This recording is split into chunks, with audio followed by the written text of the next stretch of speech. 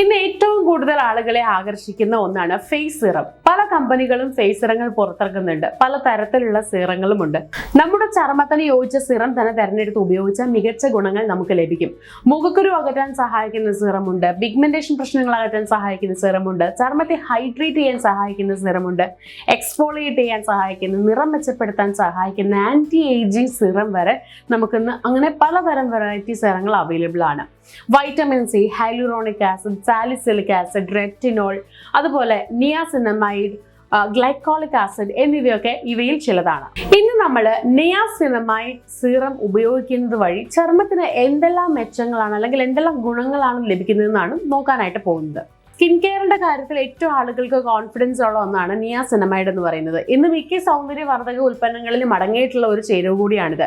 നിയാസിനമൈഡിൽ ഇത്രമാത്രം ജനപ്രീതി നേടാൻ കാരണം എല്ലാതരം ചർമ്മത്തിനും ഏതെങ്കിലുമൊക്കെ രീതിയിൽ ഈ ഒരു ചേരുവ ഗുണം നൽകുന്നുണ്ട് എന്നത് തന്നെയാണ്. ഇതിന്റെ ഗുണങ്ങൾ എന്തൊക്കെയാണെന്ന് നോക്കാം. നമ്മുടെ ചർമ്മത്തിലെ പിഗ്മെന്റേഷൻ പ്രശ്നങ്ങൾ അകറ്റാനും ചർമ്മത്തിന്റെ നിറം മെച്ചപ്പെടുത്താനും ചർമ്മത്തിലെ അധിക എണ്ണമയം ഇല്ലാതാക്കാനും ഒക്കെ സഹായിക്കുന്ന ഒന്നാണ് ഈ നിയാസിനമൈഡ് എന്ന് പറയുന്നത്. ചർമ്മം സുന്ദരമാക്കുന്നതിനോടൊപ്പം ചർമ്മത്തിലെ പ്രായാധിക്യ പ്രശ്നങ്ങൾ കുറയ്ക്കാനും ഇത് സഹായിക്കുന്നുണ്ട്. മുഖക്കുരുവിന്റെ പാടുകൾ കുറയ്ക്കാനായിട്ട് ഒപ്പം മുഖക്കുരു വരാതെ നോക്കാനും എല്ലാം ഇത് ഗുണം ചെയ്യുന്നുണ്ട്. ചർമ്മത്തിൽ സുഷിരങ്ങൾ ഉണ്ടെങ്കിൽ അവയെ ഇല്ലാതാക്കാനും ഈ നിയാസിനമൈഡ് മികച്ചതാണ്.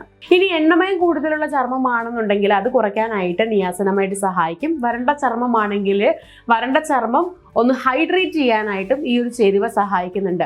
നിയാസിനമൈഡ് നമ്മൾ പതിവായിട്ട് പുരട്ടി കഴിഞ്ഞിട്ടുണ്ടെങ്കിൽ ഹൈപ്പർ പിഗ്മെന്റേഷൻ അകറ്റാനും മുഖക്കുരുവും പാടുകളും ഇല്ലാതാക്കാനും ചർമ്മത്തിലെ അധികം എണ്ണമയം കുറയ്ക്കാനും വരണ്ട ചർമ്മത്തെ ഹൈഡ്രേറ്റ് ചെയ്യാനും ഒക്കെ ഇത് സഹായിക്കുന്നുണ്ട്. അതുപോലെ തന്നെ ചർമ്മത്തിന്റെ നിറവ്യത്യാസം പരിഹരിക്കാനായിട്ടും വരകളും ചുളിവുകളും കുറയ്ക്കാനായിട്ടും സൂര്യപ്രകാശത്തിൽ നിന്ന് നമ്മുടെ ചർമ്മത്തിന് സംരക്ഷണം നൽകാനായിട്ടും സഹായിക്കുന്നുണ്ട്.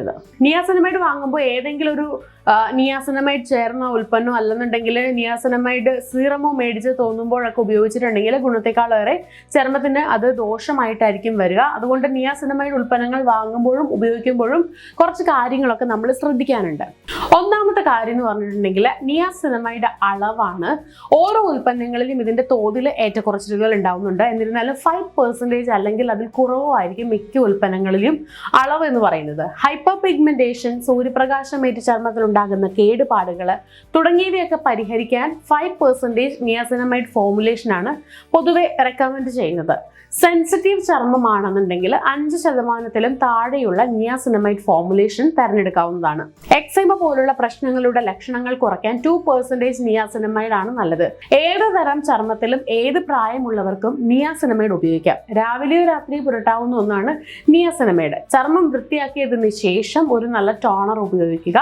അതിനുശേഷം കുറച്ച് സമയം കഴിഞ്ഞിട്ട് നിയാസിനമൈഡ് സിറം 1-2 തുള്ളി അല്ലെങ്കിൽ 2-3 തുള്ളി എടുത്ത് മുഖത്തും കഴുത്തിലും ഒക്കെ പുരട്ടാവുന്നതാണ്.